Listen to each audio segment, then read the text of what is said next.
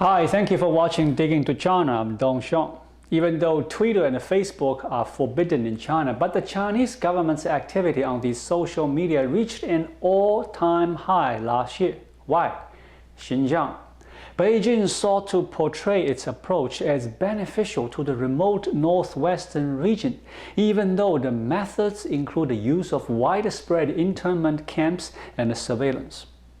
According to new research from the Australian Strategic Policy Institute, the frequency of tweets about the Xinjiang from Chinese state media and diplomatic Twitter accounts increased to an average of nearly 500 tweets per month in 2020, up from about 280 per month the prior year. The group found that on Facebook, public pages operated by Chinese state media were some of the most popular sources for posts on Xinjiang. Over the past few years, Chinese officials have dismissed reports by international journalists, first-hand accounts by former detainees and their family members as an effort to smear China, despite there are government documents showing the internment and the repression of mostly Muslim ethnic minorities in Xinjiang. Instead, the Chinese government has pushed an alternative story that the region's vast network of internment camps are vocational training centers and that Uyghurs and other mostly Muslim minorities there are happy citizens who can live their lives freely. In January last year, the state-backed Global Times shared a video on Facebook that received nearly 20,000 likes about a man who had graduated from a vocational training center in Xinjiang and was running an English and Chinese tutoring business. "I'm very happy now," he said. This narrative is increasingly reaching audiences on international social media sites and echoed by Western voices. Since 2018, Chinese state media have been some of the most liked accounts when it comes to posting about Xinjiang on Twitter, the report found. China's primary international news channel CGTN has more than 115 million followers on its Facebook page, more than that of pop superstar Rihanna. Harnessing its popularity, CGTN was the Facebook page with the most likes on posts mentioning Xinjiang for 3 years in a row, totaling about 5.8 million likes in 2020, according to ASPI, which analyzed more than 270,000 public Facebook posts. That year, the top 6 pages posting on a topic all belonged to Chinese state media. With Xinjiang, one of Beijing's strategies is attempting to shape discourse in ways that support China's policies, said Jacob Wallace, a co-author of the report. But the other is a much more combative discourse against the critical investigations of Xinjiang to dissuade others, along with sanctions, he said. Last week, Chinese officials also slammed the multinational companies that had voiced concerns about forced labor in Xinjiang. After Chinese social media users and the state media blast Swedish fast fashion retailer H&M for issuing such a statement last year. When hitting back on rights issues, Chinese officials have also sought to create a perception of moral equivalency between China and the US.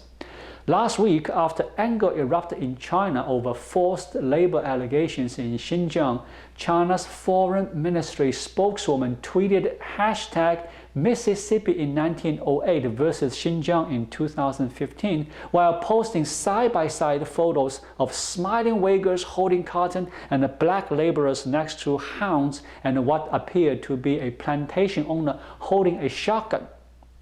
Loud criticism and opposition from Beijing can deter or put pressure on funders of work on Xinjiang that might contradict Beijing's narrative. Twitter has funded past research projects by Australian Strategic Policy Institute on online information operations. A Twitter spokeswoman said the company has investigated and suspended a number of accounts attributed to inauthentic activity in the latest report by ASPI. A spokesman at Facebook, which is currently a sponsor of ASPI, said that the company was monitoring reports on Xinjiang to help inform its approach and continued due diligence on the issue. The Chinese government has previously accused ASPI of concocting and sensationalizing anti-China topics to serve the interests of government sponsors, such as the US. The think tank's researchers have rejected those criticisms, presenting evidence, often drawn from official Chinese sources, to support their claims.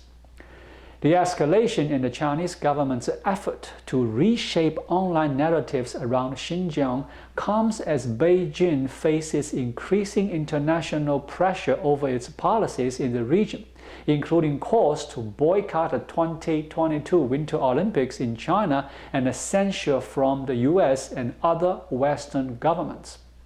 In response, the Chinese government has singled out and sanctioned the researchers for publishing critical reports on its policies in Xinjiang.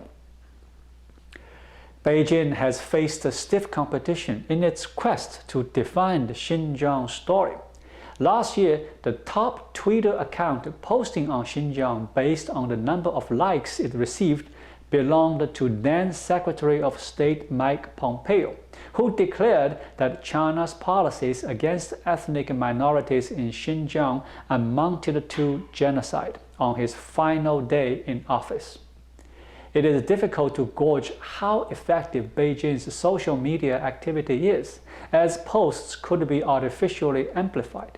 However, Beijing's increasing presence on overseas social media shouldn't be underestimated, and such posts provide talking points to those who agree with Beijing or are reacting against the US. The Gray Zone, a media outlet founded by an American journalist that described itself as dedicated to investigative journalism and analysis on policies and empire, published a lengthy piece in 2019 that called into question widespread estimates of detainees in Xinjiang internment centers. According to ASPI, between December 2019 and February 2021, the Gray Zone was cited in English at least 252 times by Chinese state-owned news outlets. Though fringe media outlets can provide a valuable dissenting voice in public debates, some fringe media organizations promote conspiracy theories that align with their political views and are vulnerable to manipulation, said ASPI's report. The Gray Zone pointed to ASPI's government sources for funding, such as Australia's Defence Ministry, and said it was incentivized to advance conflict with China in an emailed statement. There is an opportunity for China to take advantage of suspicion of cynicism towards the US, said Maria Repnikova, a professor at Georgia State University who researched China's soft power. However, both China and the US's international image have been damaged during the pandemic, she said. It's not a zero-sum victory. I agree. Thank you for watching. Please leave a comment and subscribe to my channel. Just click the subscribe button right here. I'll see you again shortly.